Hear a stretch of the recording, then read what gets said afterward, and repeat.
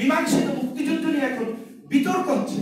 নতুন করে তারা ইতিহাস লিখতে যাচ্ছে যে একজন সেক্টর কমান্ডার বঙ্গবন্ধুর, যাকে মুক্তিযুদ্ধের যদি অবিসংবাদিত নেতা বলেন, বঙ্গবন্ধুর যে উপাধি বিরুদ্ধ জিয়াউর রহমান, তিনি যুদ্ধ করে গুলি ছুড়ে দেয়, বলছে কেন আজকে অর্বাচীন রাজনীতি। তারা আজকে প্রশ্ন তুলছেন, আপনারা আবার আরেক দল বঙ্গবন্ধুকে খাটো করে। এটা কি ধরনের রাজনীতি? ৭৫ ছিল ঘোষিত বাকশাল, এখন চলছে অঘোষিত বাকশাল। এবং সেই ৭৫-এ বঙ্গবন্ধুর প্রতি আমার আজীবন শ্রদ্ধা থাকবে। আমার ৭২-এর পরের আলোচনা আমি যাব না, ৭২-এর পূর্বে যে তার ভূমিকা, তার জন্য আমি আজীবন তাকে সেলুট দিয়ে যাবো, শ্রদ্ধা করে যাবো, তার সেই সংগ্রামী জীবন থেকে অনুপ্রেরণা নেবো। ৭২-এর পরে আলোচনা করবো না, কিন্তু সেই বঙ্গবন্ধুকে আমরা রেসপেক্ট করি। কিন্তু বাকশাল বঙ্গবন্ধুর সিদ্ধান্তকে আমি একজন শিক্ষিত ছাত্র হিসেবে, বিশ্ববিদ্যালয়ের পড়ুয়া ছাত্র হিসেবে, ছাত্র নেতা হিসেবে আমি সমর্থন করি না, করবো না। কি পরিণতি হবে আপনিও কল্পনা করতে পারবেন না, আমরাও পারি না। কিন্তু এটা জানি যে সেই পরিণতির জন্য অসংখ্য মানুষকে সাফারার হতে হবে, তার অন্যতম সাফারার হবেন আপনারা। প্রশ্নপত্র যারা প্রণয়ন করেন, বিএসসির সদস্যরা বা বিশ্ববিদ্যালয় কলেজের শিক্ষকরা, তারা কি এই প্রশ্ন জুড়ে দেন? সাধারণ জ্ঞান যেখানে বলা হয় অমুক নেতার নিকনেম কি ছিল, অমুক নেতার বাবার নাম কি ছিল, মায়ের নাম ছিল, তারা কাছে এই প্রশ্ন বিসিএসের পরীক্ষায় থাকে কোন বাংলাদেশের একজন সেনাপতি বিশ্বের বৃহৎ 4টি যুদ্ধে অংশ নিয়েছিল? দ্বিতীয় বিশ্বযুদ্ধ, 1947, 65 পাক ভারত যুদ্ধ, 71-এর মুক্তিযুদ্ধ, 4টি বড় গৌরবোজ্জ্বল এবং গুরুত্বপূর্ণ যুদ্ধে অংশ নিয়েছিল জেনারেল ওসমান। এই প্রশ্নটা আজকে ছাত্রদেরকে শেখানো হয় ক্লাসে।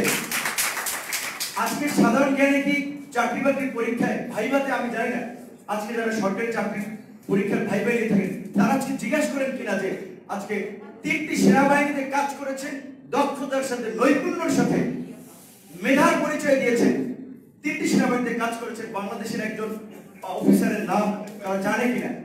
যে ব্রিটিশ ভারতীয় সেনাবাহিনী, পাকিস্তান সেনাবাহিনী, স্বাধীন বাংলাদেশের মুক্তিযুদ্ধের সময় থেকেই তো তিনি সর্বাধিক ভূমিকা পালন করছিলেন বাংলাদেশের সেনাবাহিনী। আজকে সাধারণ জ্ঞানে আমি জানি এখানে অনেক ছাত্র আছেন আমার সমপর্যায়ে, তো তারা কখনো পেয়েছেন কিনা যে 1934 সালে সর্বভারতীয় মেট্রিক পরীক্ষায় কে প্রথম স্থান অধিকার করেছিল? জেনারেল ওসমান। এইরকম একজন মেধাবী, দক্ষ, চৌখ, সাহসী অফিসার, 3টি বাহিনীতে কাজ করেছেন, 4টি বৃহৎ যুদ্ধে অংশ নিয়েছিলেন এবং বাংলাদেশের মুক্তিযুদ্ধে নেতৃত্ব দিয়েছিলেন। আজকে তাকে রাষ্ট্রীয়ভাবে স্মরণ করা হয় না, এর চেয়ে জাতির জন্য দুর্ভাগ্য আর কিছু হতে পারে না। আজকে একজন মুক্তিযোদ্ধা সম্ভবত বলছিলেন, নাকি বলছিলেন, ঠিক আছে, রাজনীতিতে এখন অর্বাচীন, অযোগ্যরা, দুর্বৃত্তরা নেতা হচ্ছে, যে কারণে আজকে 50 বছরের মীমাংসিত মুক্তিযুদ্ধ নিয়ে এখন বিতর্ক হচ্ছে।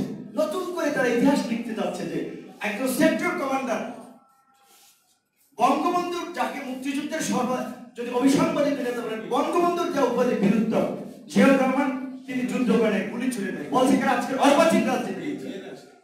তারা আজকে প্রশ্ন তুলছেন, আপনারা আবার আরেক দল বঙ্গবন্ধুকে খাটো করে। এটা কি ধরনের রাজনীতি? এবং এই অসুস্থ রাজনীতি চলছে। সেজন্য আজকে তরুণ প্রজন্মকে, সচেতন মানুষকে বলবো যে আজকে এই অর্বাচীনদের দুর্বৃত্তায়িত রাজনীতিকে ছুঁড়ে ফেলে 71-এর প্রকৃত মুক্তিযুদ্ধ নিয়ে এদেশের নতুন ধারা রাজনীতি প্রতিষ্ঠা করতে হবে। এই বিদ্যমান রাজনীতির কাজ হবে।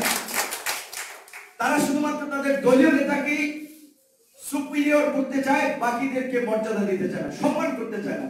জাফরুল্লাহ চৌধুরীর মতো ব্যক্তি আমার জীবনে আমি মনে করি সবচেয়ে বড় একটা পাওয়া, যে তাদের মতো ব্যক্তিদের সংস্পর্শ আমরা পাচ্ছি। তিনি আদর করে বিভিন্ন প্রোগ্রাম আমাদের ডাকেন, কথা বলেন। আমার ছাত্র বন্ধুরা যায় না, অনেকে মনে করেন জাফরুল্লাহ চৌধুরীর টাকা পয়সা আছে, লুট ভাইদের টাকা পয়সা দেয়, তার ইনকাম হচ্ছে গণস্বাস্থ্য থেকে সম্ভবত 15,000 টাকা না 16,000 টাকা নেন, 15,000। আর মুক্তিযুদ্ধের ভাতা, মুক্তিযোদ্ধা হিসেবে যে ভাতাটা পান 30-31,000 টাকা। তিনি ভালোবাসেন, মানুষকে জায়গা করে দেন, তিনি কাউকে টাকা পয়সা দিয়ে হেল্প করতে পারেন না। তো এই জায়গা থেকে আমরা যাই তার কাছ থেকে কিছু শিখতে, জানার জন্য, কারণ এটা আমাদের সৌভাগ্য যে তার মধ্যে একজন ব্যক্তিকে এখন আমরা কাছ থেকে পাচ্ছি। এখন এই বয়সেও যেভাবে দেশের জন্য কাজ করে যাচ্ছে, এই মহামারীর সময় যখন বিভিন্ন দেশ টাকা দিয়ে টিকা পাচ্ছে না, আমরা যখন $10 টিকা কিনছি, তার সাথে রাশিয়ার পরিচয় থাকার কারণে ওই ইনস্টিটিউশনের $7 তিনি $8 টিকা নেওয়ার সরকারকে বলেছেন 2 কোটি ডোজ, তার কাছ থেকে নেয়নি। আমি বললাম দেখবেন ওই টিকা তারা নেওয়ার চেষ্টা করতেছে, 10 থেকে 11 ডলারে কিনবে। ঠিক এইভাবে দেশের টাকা পয়সা তারা ভাগ বাটোয়ারা লুটপাট করে খাচ্ছে জনগণের ভ্যাট ট্যাক্সের টাকা। তাদের কাছে আজকে রাজনীতিতে ভিন্ন মতের মানুষ সম্মানিত পাত্র না। কারণ এক ভাই বলেছেন ঠিক, এটা অস্বীকার করা হয় নাই, সেটা আমরা দেখেছি সেই অনির্বাণ থেকে প্রণব মুখার্জির বইয়ের কোয়ালিশনের বই থেকে যেটা লিখেছেন, মঈনুদ্দিন ফখরুদ্দিনদেরকে তারা আশ্রয় দিয়েছিলেন এবং বাংলাদেশের গণতন্ত্রকে সুপরিকল্পিতভাবে ধ্বংস করার জন্য একটা 111 সৃষ্টি করে 14 সালে 18 সালে বিনা ভোটে নির্বাচনের মাধ্যমে এই দেশে সেই আমি মনে করি যে আসলে 75 ছিল ঘোষিত বাকশাল, এখন চলছে অঘোষিত বাকশাল। এবং সেই 75-এ বঙ্গবন্ধুর প্রতি আমার আজীবন শ্রদ্ধা থাকবে। আমার 72-এর পরের আলোচনা আমি যাব না, 72-এর পূর্বে যে তার ভূমিকা, তার জন্য আমি আজীবন তাকে স্যালুট দিয়ে যাবো, শ্রদ্ধা করে যাবো, তার সেই সংগ্রামী জীবন থেকে অনুপ্রেরণা নেব। 72-এর পরে আলোচনা করবো না, কিন্তু সেই বঙ্গবন্ধুকে আমরা রেসপেক্ট করি, কিন্তু বাকশাল বঙ্গবন্ধুর সিদ্ধান্তকে আমি একজন শিক্ষিত ছাত্র হিসেবে, বিশ্ববিদ্যালয়ের পড়ুয়া ছাত্র হিসেবে, ছাত্র নেতা হিসেবে আমি সমর্থন করি না, করবো না। ঠিক একইভাবে আমি আজকে বর্তমান সরকারকেও বলবো, বাকশাল যেমন একটি ভুল ছিল এবং সেটা যেহেতু ওই সময়ের একটা বড় রাজনৈতিক ভুল সিদ্ধান্ত ছিল, তার জন্য বাংলাদেশকে অনেক খেসারত দিতে হয়েছে। আজকে ঠিক একই ভুল হচ্ছে বর্তমান সরকার ভারতের দ্বারা প্রভাবিত হয়ে এদেশের গণতন্ত্রকে ধ্বংস করার জন্য সুপরিকল্পিতভাবে নির্বাচন ব্যবস্থাকে ধ্বংস করেছে। আদালত থেকে শুরু করে প্রশাসন সমস্ত জায়গায় দলীয়করণ করেছে। কাজে আজকের এই মহান বীর পুরুষের স্মরণ সভা, আজকের অন্য আলোচনা আমরা যেতে চাই না, কিন্তু আজকের এই আলোচনা থেকে আমরা একটা কথা বলবো, সরকারের আহ্বান জানাবো, যেহেতু স্বাধীনতার সুবর্ণ জয়ন্তী চলছে, দয়া করে প্রতিহিংসা রাজনীতি বাদ দিয়ে সহিষ্ণুতার রাজনীতি করেন, সহনশীলতার রাজনীতি করেন। যেই গণতন্ত্র, সাম্য, মানবিক মর্যাদার জন্য 71 সালে যুদ্ধ হয়েছিল, 30 লক্ষ শহীদ জীবন দিয়েছে, 2 লক্ষ মা বোন সম্ভ্রম হারিয়েছে। লালা ম্যাডাম বলছিলেন তারা ছাত্রী ছিলেন, 3য় বর্ষে ক্যাম্পে ইয়ং মেয়েদের থাকা স্বাভাবিক ভাবে পরিবেশ ছিল না।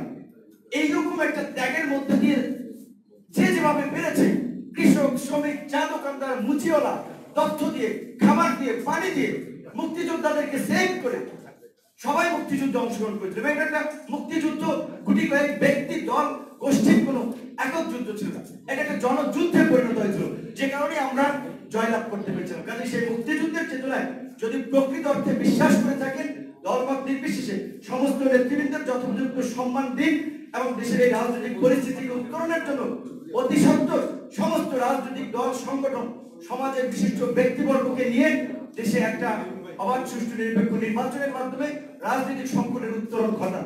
অন্যথায় কি পরিণতি হবে আপনিও কল্পনা করতে পারবেন না, আমরাও পারি না। কিন্তু এটা জানি যে সেই পরিণতির জন্য অসংখ্য মানুষকে সাফারার হতে হবে, তার অন্যতম সাফারার হবেন আপনারা।